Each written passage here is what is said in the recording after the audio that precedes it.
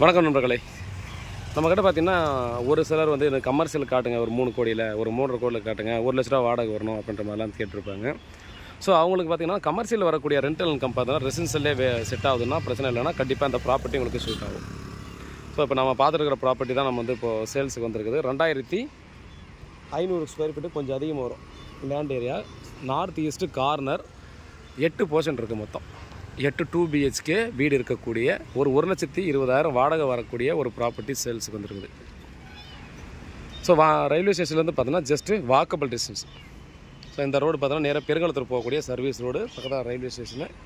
So இது வந்து பார்த்திங்கன்னா நமக்கு உடனே நம்ம ரெண்டல் வர்றவங்க வேணும்னு நினைக்கிறவங்க இது பண்ணிக்கலாம். அதே போல் பார்த்தீங்கன்னா ஃப்யூச்சரில் இதோட ரெண்டல் இன்கம் பார்த்திங்கன்னா டெஃபினட்டாக இன்னமும் அதிகமாகிறதுக்கு சான்சஸ் இருக்குது. 1 கோடியே 30 லட்சம், 3 கோடியே 30 லட்சம் பார்த்திங்கன்னா அதோட ரேட்டு. சரிங்களா, பாருங்கள். ஸோ இந்த ஒரு விஷயத்தை பார்த்துக்கங்க. இது வந்து பார்த்தீங்கன்னா ரயில்வே ட்ராக் இருக்குது, பக்கத்தில் பார்த்தீங்கன்னா வண்டலூர் ரயில்வே ஸ்டேஷன்லேருந்து வரக்கூடிய சர்வீஸ் ரோடு. பாருங்கள், இந்த பட்ஜெட் செட் ஆகுதுன்னா டெஃபினட்டாக மிஸ் பண்ணாதீங்க.